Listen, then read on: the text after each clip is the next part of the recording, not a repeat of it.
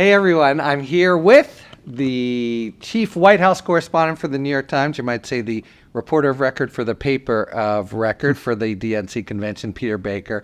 Thanks so much for being here. Thanks, Harry. Nice to see you. Yeah. So you've been covering this daily. We've read your reports. It's not your first convention. What you hear from everyone on the floor is the excitement is like no convention I've ever been to. I talked to the oldest delegate, 95 years old. She's been there since Carter. Wow. That was her sort of watchword. Do you agree objectively? Does this have an extra element of excitement from other conventions? Yeah, I think it does objectively. It's partly because it's new and fresh and surprising, right? Most conventions, you know long in advance who the nominee is going to be. You might like them, you might not, but you're not surprised. Here is a whole new ballgame. A month ago, this is going to be something of a depressing event, most Democrats felt, because they weren't excited about President Biden. They are excited about Vice President Harris. And we'll see whether that excitement takes her anywhere beyond these walls, right. But for now, anyway, it's an exciting moment for Democrats. Okay, now, I've been to only one other convention, but a lot of it strikes me as predictable. A few things here haven't been, and I wonder what you think. So one thing that struck me is the party seems to be wanting to claim the sort of very traditional, almost sort of Ozzie and Harriet virtues of Little League and church socials and communities. You wouldn't expect that necessarily. Does that strike you as a theme they're trying to embrace, and what's your sense of it? Yeah, I mean, part of it is they're trying to humanize Kamala Harris, right? Yeah. Who most Americans don't know, right? They may have some vague sense of her, but they don't really know who she is. So you heard Doug Emhoff talk about their love story, how they got together, and their blended family, and how that works. It's a very human story. You're going to hear her talk, I think, about her connection, therefore, to everyday Americans, the idea that she hears them and sees them and understands that even if economic numbers look good, that if they may not feel it, they might feel left out, but they're people that she can identify with, and they can identify with her. Remember, it's a challenge, of course, when you're breaking a barrier. She's attempting to be the first woman of color to be president, first woman of any kind to be president, and I think that there is a sort of extra challenge in that to be relatable and to understand who the electorate is and to have them understand who you are. Yeah.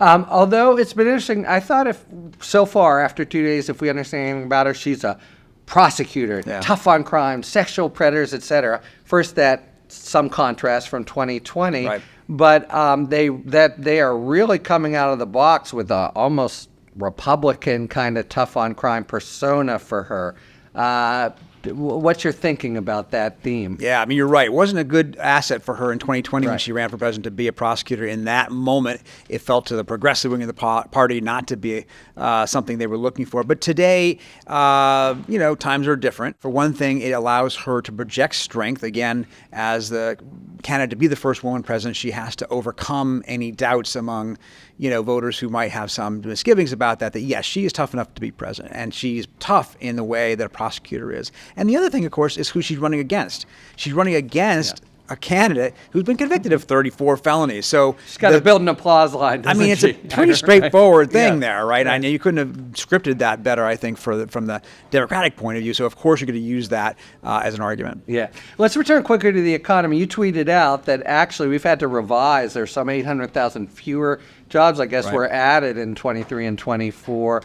In terms of the battle of wills or arm wrestling over the economy, Biden's record, how serious a deficit do you think that is? Well, I think it's significant as a political matter at the very least. Obviously, the Labor Department always readjusts its estimates of job numbers and job growth as it gets more and more information. And so it's not unusual to have different numbers. But to lose that many jobs in their estimates over last year is significant. It means that the job growth wasn't nearly as strong as Biden had presented it, and may help explain why a lot of Americans don't feel the economy to be quite as good as the Biden-Harris administration thought they should be feeling. And it also gives an ammunition to Donald Trump, because what he's already saying is they cook the books, right? It's all part of his broader theme that everything's rigged against him. In this case, he's saying that they cook the books, they exaggerate the number of jobs out there to try to fool the voters, and only now, when people may not be paying as much attention because of the convention, do they admit to that. Now that's, this is done by career public servants. It's not done by Biden political officials. There's no argument, there's no evidence anyway that there's any politicization of those numbers, but it will be an argument that Trump will make, and you can see how that will be, gain some traction among his supporters. Yeah. Let's go back to the convention itself. So there have been a few speeches that have rocked the House, Yeah. AOC on the first day. You emphasized Michelle Obama's speech, which you thought really was one of the highlights. Why? Yeah, I mean, that room loved her. That hall, the United Center loved her. They responded to her in a way they haven't responded to almost any other speaker. And it's a reminder of how, she is this really interesting figure in American politics. She has great cachet. She is beloved by Democrats and even respected by a lot of independents and Republicans. But she hates politics, and so she comes out once every 4 years and gives What a great speech. political asset. Exactly, right? And so you don't hear her very often. When you do hear her every 4 years, you're like, oh, okay, I remember now. Yeah. And I think that's why the room reacted to her. Her speech was powerful. It was sharp. It was the kind of condemnation of Donald Trump that Democrats want to hear. But at the same time, she's also humanizing Kamala Harris, talking about her as a candidate, as a family person, as you mentioned. And it was a very striking moment, I thought. You saw that audience really respond to her. Yeah. And I was really impressed with Barack Obama's way. He was pointedly making a play for swing voters, Trump voters. Thoughts about, so Walz tonight, Harris tomorrow on the most important speech of anyone's really political career. Right. Thoughts about specific things they might need to achieve that aren't necessarily easy for them, or the challenges? I mean, they need to fill in the gaps, right? Neither of these candidates is super well known, so they need to help the voters understand who they are, what matters to them, and to help voters, if they succeed, in thinking that they represent them, that they see the world the way they do. Remember, this is going to be an election that's come down to a handful of states, few thousand votes in any particular district or city, and so every vote matters. And this is their best chance in prime time with tens of millions of people watching to explain who Kamala Harris and Tim Walz are and to try to tell voters that they're the ones that they can trust.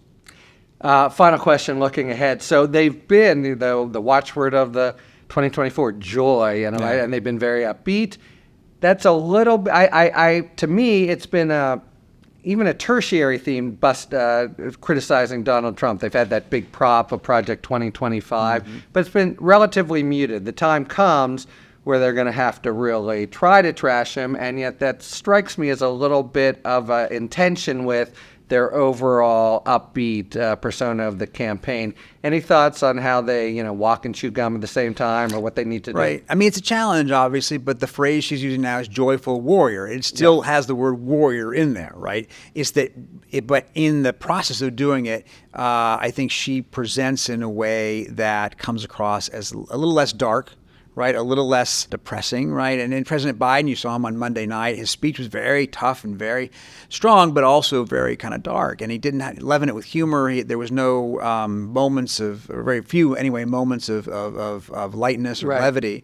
And I think she wants to take this battle to the Republicans, but do it in a way that gives people a sense of positive energy as well, not just about how much they don't like Donald Trump, but also about how they can feel about the future. And she's trying to flip that generational argument that had been working for the Republicans to some extent because Biden was perceived to be way too old. She can now flip it around and say, well, that's the guy who's too old. I'm the new generation. Let's go forward, not backwards. And actually, to some surprise, including mine, she seems to have the chops for it. She's a different kind of campaigner. Peter Baker will be watching and reading you the next couple of days. Thanks as always for your insights. Really appreciate it. It's our 300th episode, so just let me thank you for all the support you've shown, even when we were little pishers on a little engine that could to Talking Feds. And thanks as always for being with us. Well, congratulations to you on 300 episodes. You've built a real institution already in a very short amount of time. Everybody loves coming on and everybody loves listening to it. Thanks so much. Yeah. Thanks for tuning in. If you enjoyed this video and other Talking Feds content, please take a second to like and subscribe. Talk to you later.